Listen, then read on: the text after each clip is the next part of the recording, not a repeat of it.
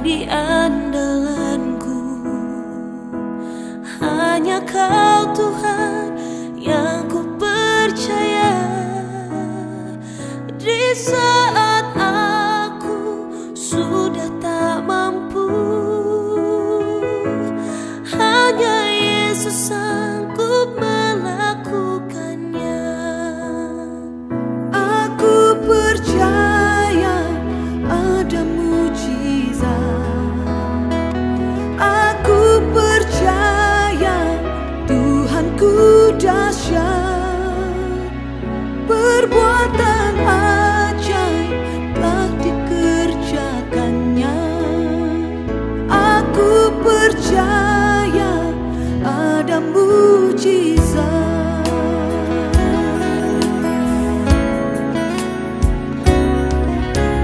Kau Tuhan jadi andalanku. Hanya Kau Tuhan yang ku percaya. Di saat aku sudah tak mampu, hanya Yesus sanggup melakukannya. Aku percaya ada mujizat.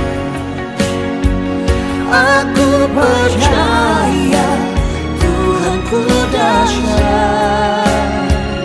Perbuatan ajaib telah dikerjakannya. Aku percaya ada mujizat. Aku percaya ada mujizat. Aku percaya Tuhanku dahsyat. Perbuatan ajaib telah dikerjakannya. Aku percaya ada mujizat.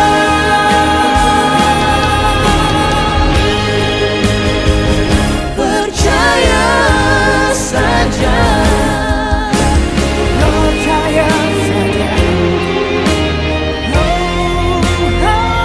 Aku percaya ada mujizat. Aku percaya Tuhanku dahsyat. Perbuatan ajaib telah dikerjakannya.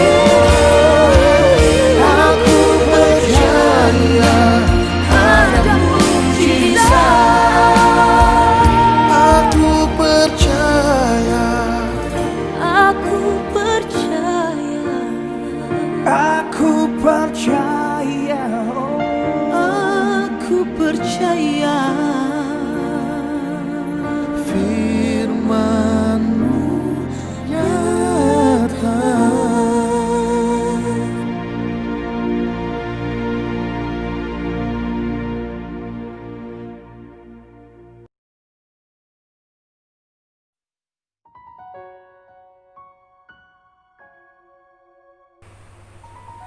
Shalom Bapak Ibu Saudara yang dikasihi Tuhan.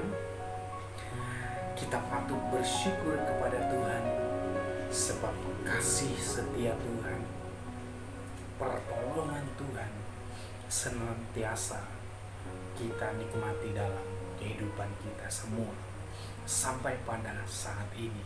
Dan kita juga bersyukur kepada Tuhan sebab hari ini kita bisa beribadah kepada Tuhan walaupun secara online.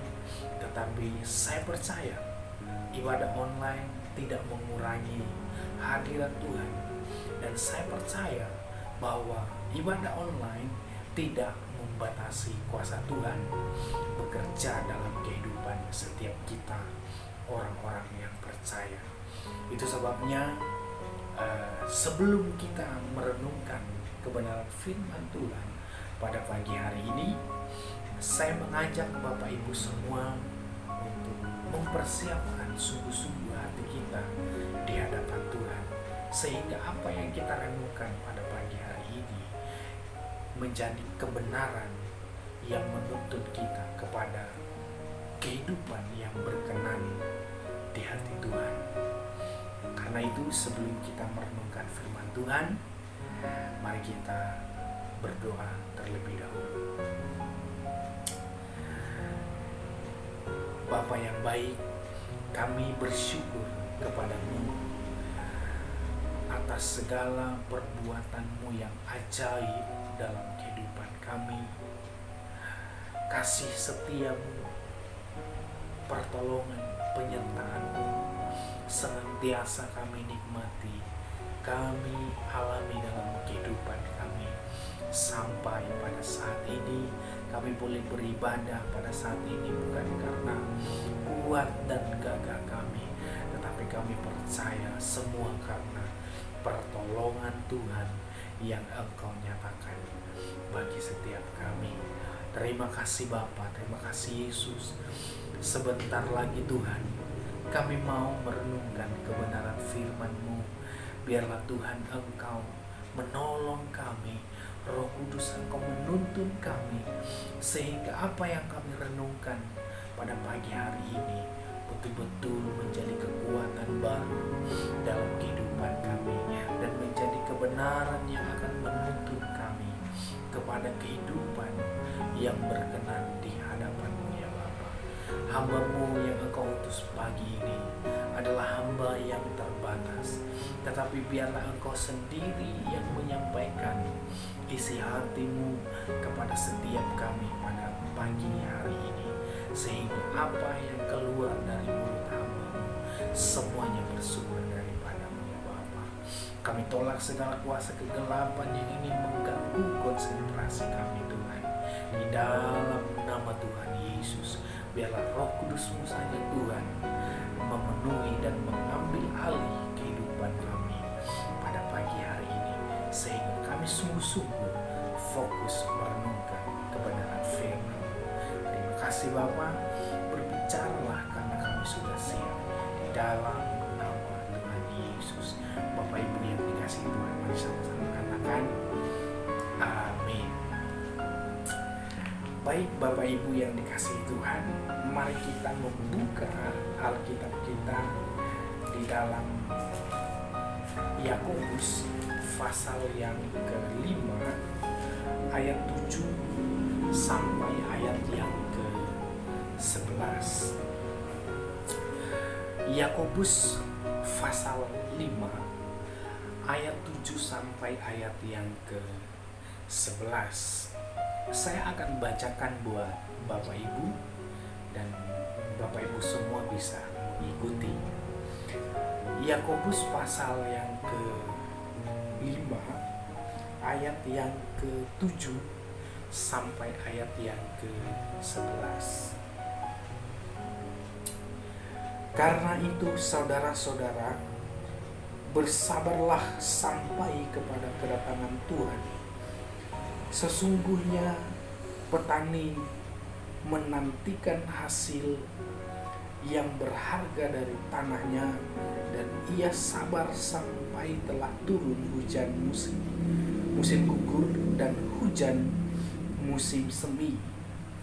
Kamu juga harus bersabar dan harus meneguhkan hatimu, karena kedatangan Tuhan sudah dekat.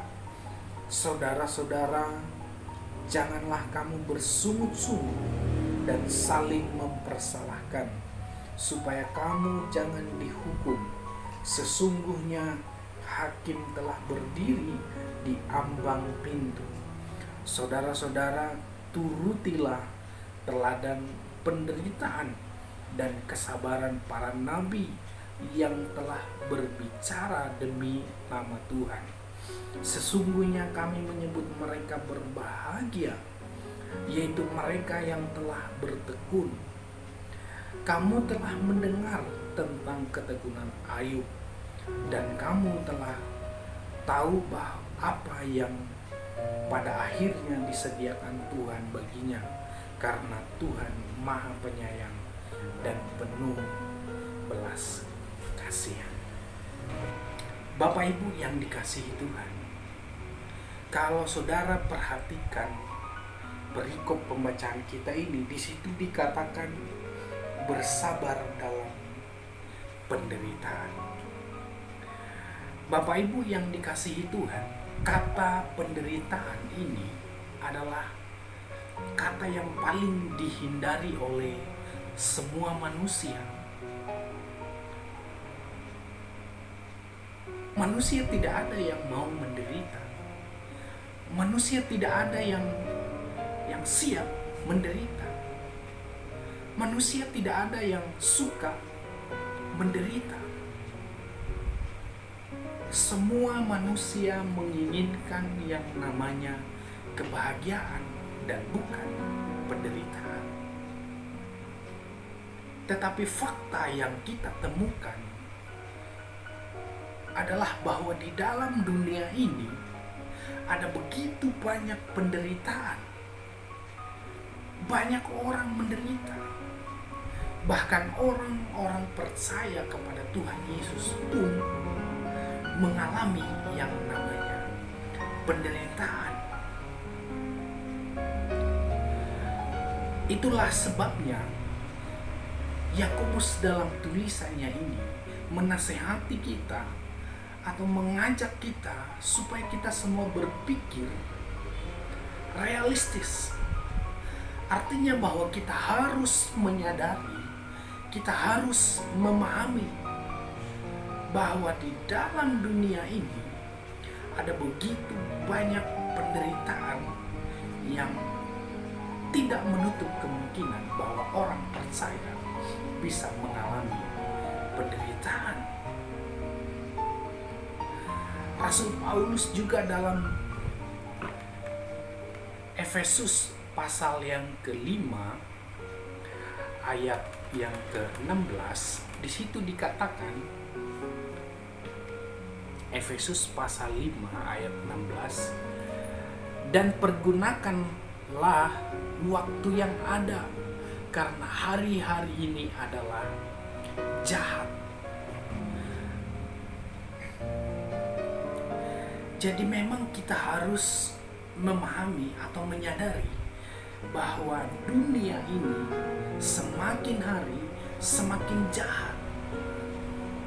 Dan kehidupan kita ini dekat sekali dengan yang namanya penderitaan.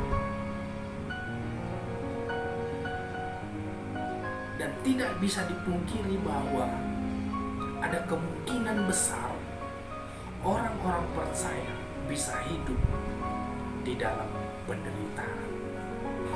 Karena itu, nasihat penting yang kita harus perhatikan dalam tulisan Yakobus ini adalah yang pertama, kita harus sabar dalam penderitaan.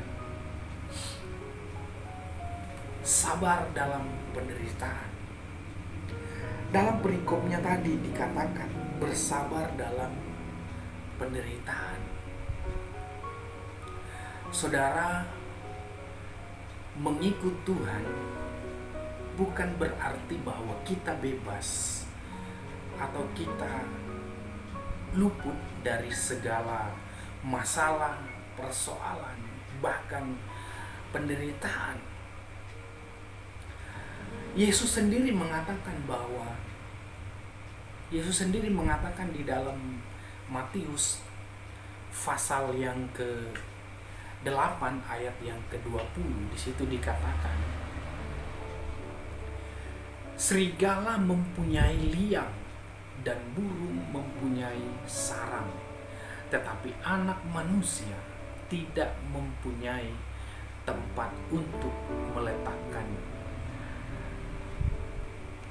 kepalanya. Jadi saudaraku yang dikasihi Tuhan, orang-orang percaya atau kita semua orang-orang percaya ini yang masih ada di dalam dunia ini, ada kemungkinan besar bahwa kita mengalami yang namanya penderitaan, berbagai penderitaan. Itulah sebabnya Yakobus menasihati kita untuk tetap sabar dan menanggung segala atau menanggung berbagai penderitaan Tetapi saudara, kelihatannya banyak orang Kristen yang mengaku dirinya orang percaya, namun gagal dalam hal sabar menanggung penderitaan. Mengapa saya katakan demikian? Karena kita melihat orang-orang ini terlalu fokus bicara berkat, fokus kepada berkat, fokus kepada mujizat, dan fokus kepada hidup berkelimpahan. Mereka lupa bahwa kita harus menanggung penderitaan. Banyak juga pengajaran-pengajaran yang menekankan tentang hidup berkelimpahan. Orang percaya harus diberkati, mujizat dan berbagai mujizat lainnya. Saya tidak menyatakan itu salah, karena memang Tuhan bisa melakukan banyak hal, termasuk memberkati, memberi hidup kelimpahan. Tetapi jangan lupa bahwa Tuhan juga mau kita hidup sabar dalam penderitaan yang mungkin Tuhan izinkan. Penderitaan itu bisa terjadi, ada dua kemungkinan. Yang pertama, penderitaan itu bersifat menguji iman orang percaya. Yang kedua adalah penderitaan yang diakibatkan oleh perbuatan kita sendiri atau kesalahan-kesalahan yang kita buat, tindakan fatal yang kita buat, akhirnya mendatangkan penderitaan dalam kehidupan kita. Tetapi apapun itu, Yakobus menasihati kita supaya kita sabar menanggung penderitaan sampai Tuhan datang pada kali yang kedua menjemput kita, orang-orang yang percaya. Hal penting yang kedua yang kita harus perhatikan dalam pembacaan kita ini adalah teguhkan hatimu. Kita perhatikan dalam ayat yang ke-8. Situ dikatakan, kamu juga harus bersabar dan harus meneguhkan hatimu karena kedatangan Tuhan sudah dekat. Bapak Ibu yang dikasihi Tuhan, hal kedua yang kita harus lakukan adalah kita harus meneguhkan hati kita atau menguatkan hati kita supaya kita jangan bimbang, supaya kita jangan kecewa kepada Tuhan. Kalau kita fokus hanya melihat berkat-berkat Tuhan, motivasi kita hanya tertuju kepada berkat-berkat Tuhan, hidup yang berkelimpahan, maka kita akan banyak mengalami, kita akan menjadi orang yang kecewa terhadap Tuhan. Karena fakta yang kita temukan bahwa banyak orang yang tidak percaya kepada Tuhan lebih kaya dari orang Kristen. Banyak orang yang tidak mengenal Tuhan Yesus, tidak menerima Tuhan Yesus, tetapi mereka justru lebih kaya daripada kita semua. Kalau kita mengukur semuanya dari hal materi, maka kita akan menjadi kecewa. Itu sebabnya kita harus menguatkan hati kita. Sama halnya yang dikatakan Daud dalam Mazmur pasal 73 ayat 2 dan 3. Mazmur 73 ayat 2 dan 3. Tetapi aku sedikit lagi maka kakiku terpeleset, nyaris aku tergelincir, sebab aku cemburu kepada pembual-pembual. Kalau aku melihat kemujuran orang-orang fasik. Saudaraku yang dikasihi Tuhan, kita perlu menjaga hati kita Kita perlu meneguhkan hati kita. Sebab ketika kita melihat orang yang ternyata kita melihat kemunculan orang-orang yang tidak mengenal Tuhan,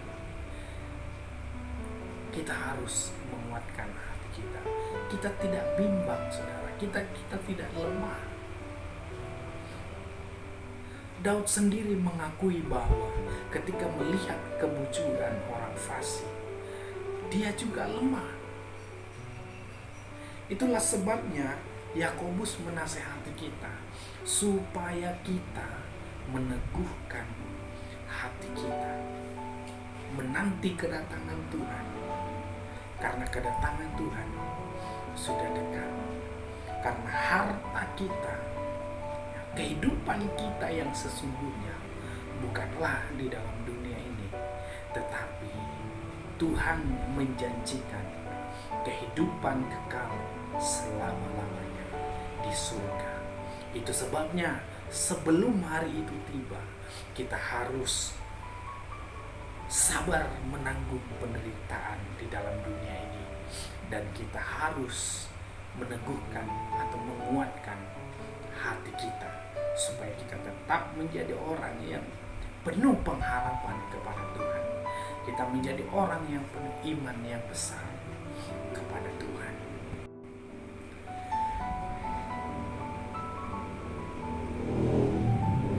Hal penting ketiga yang kita harus perhatikan dalam pembacaan kita ini adalah jangan bersungut-sungut. Kita baca pada ayat yang ke-9. Di situ dikatakan, saudara-saudara, janganlah kamu bersungut-sungut dan saling mempersalahkan, supaya kamu jangan dihukum. Sesungguhnya hakim telah berdiri di ambang pintu. Saudara yang dikasihi Tuhan, hal ketiga yang penting kita perhatikan adalah jangan bersungut-sungut. Saudara, ketika kita menghadapi berbagai pencobaan, ketika kita menghadapi berbagai masalah, bahkan kita menghadapi penderitaan, kita jangan bersungut-sungut. Dan kita jangan saling mempersalahkan satu dengan yang lain. Tetapi mari kuatkan hati kita. Kita menanti Tuhan dengan penuh kesabaran. Banyak orang Kristen yang ketika menghadapi masalah, mereka bersungut-sungut. Apalagi saat ini ada wabah virus corona, banyak orang mengeluh. Usahanya mulai down, bahkan banyak yang dirumahkan, banyak yang di PHK. Ya sulit memang kalau kita dikatakan jangan bersungut-sungut. Tetapi inilah firman Tuhan yang kita harus lakukan. Apapun yang terjadi, penderitaan apapun yang Tuhan izinkan kita alami, kita harus sabar menanggungnya, dan kita harus meneguhkan hati kita, dan kita jangan bersungut-sungut. Dikatakan dalam ayat yang ke-10, situ dikatakan, saudara-saudara, turutilah teladan penderitaan dan kesabaran para nabi yang telah berbicara demi nama Tuhan. Saudara yang dikasihi Tuhan, banyak tokoh-tokoh dalam Alkitab pun mengalami berbagai penderitaan, penganiayaan. Dan Tuhan meminta kita untuk meneladani hidup mereka. Walaupun dalam penderitaan, walaupun dalam hidup dalam banyak masalah persoalan hidup, tetapi mereka taat, mereka sabar, dan mereka bertekun dan sabar menanggung penderitaan mereka. Salah satu tokoh yang diberikan oleh Yakobus sebagai teladan hidup kita adalah Ayub. Kita baca ayat 11. Sesungguhnya kami menyebut mereka berbahagia, yaitu mereka yang telah bertekun. Kamu telah mendengar tentang ketekunan Ayub, dan kamu telah tahu apa yang pada akhirnya disediakan Tuhan baginya, karena Tuhan Maha Penyayang dan penuh belas kasihan. Saudara, Bapak Ibu tahu semua tentang kisah Ayub. Ayub adalah orang kaya pada zamannya. Tetapi dalam sekejap hartanya hilang, anak-anaknya meninggal, ditinggal istrinya, dan dihina juga oleh sahabat-sahabatnya.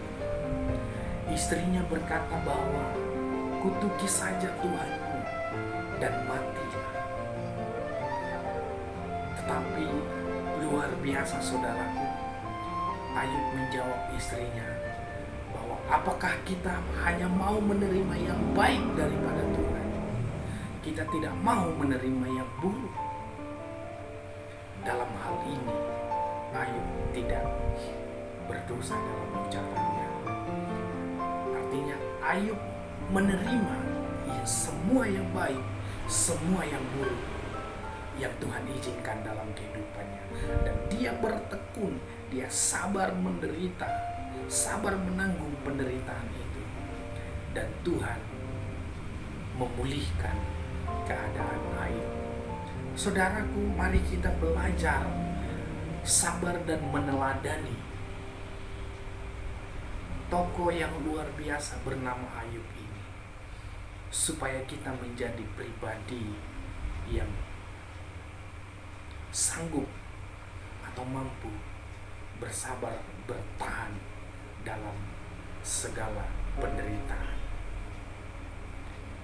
Jadi 3 hal penting yang kita pelajari dalam perenungan pada saat ini. Yang pertama adalah sabar menanggung penderitaan. Yang kedua, meneguhkan hati. Yang ketiga, jangan bersungut-sungut.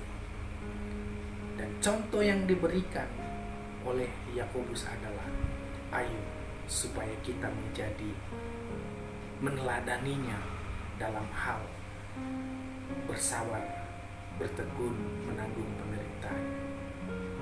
Dan dia menguatkan hatinya, dan dia tidak bersungut-sungut.